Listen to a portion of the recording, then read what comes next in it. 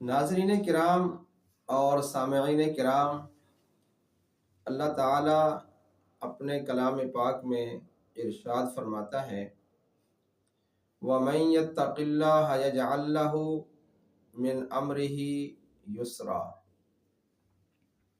ترجمہ: تم تقوی کے ساتھ رہو، اللہ سے ڈرتے رہو، اللہ تعالیٰ تمہارے سارے کاموں کو آسان کر دے گا۔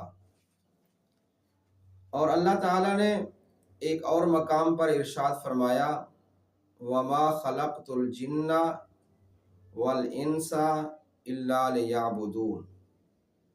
ترجمہ کہ ہم نے جن و انس کو پیدا اس لیے کیا ہے کہ وہ ہماری عبادت کریں۔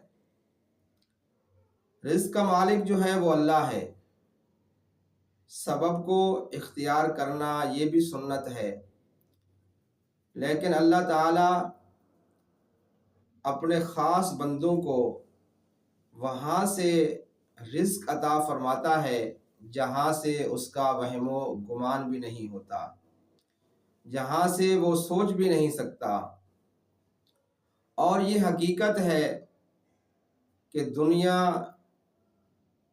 چند دنوں کا ایک کھیل تماشا ہے، جس کے بارے میں آپ صلی اللہ علیہ وسلم نے ارشاد فرمایا الدنیا سجن المومن و جنت الکافر۔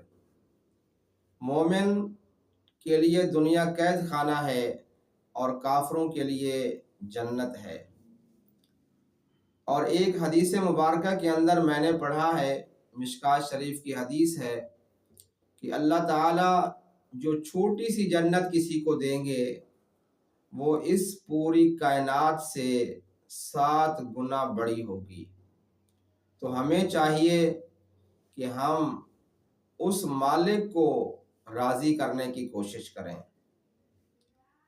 کسی نے کیا خوب کہا، جو تو میرا تو سب میرا، جو تو میرا تو سب میرا، فلک میرا زمیں میری، جو تو نہیں میرا تو کوئی شے نہیں میری۔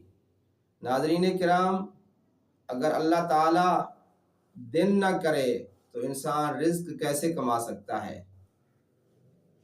دن ہوتا ہے، روشنی ہوتی ہے تو انسان رزق کماتا ہے، کیونکہ اس نے وعدہ کیا ہوا ہے کہ رزق میں نے دینا ہے۔ ہمیں چاہیے کہ ہم دین کو مقدم رکھیں اور دنیا کو مؤخر رکھیں۔ دنیا میں بھی سکون ہوگا، آخرت میں بھی سکون ہوگا۔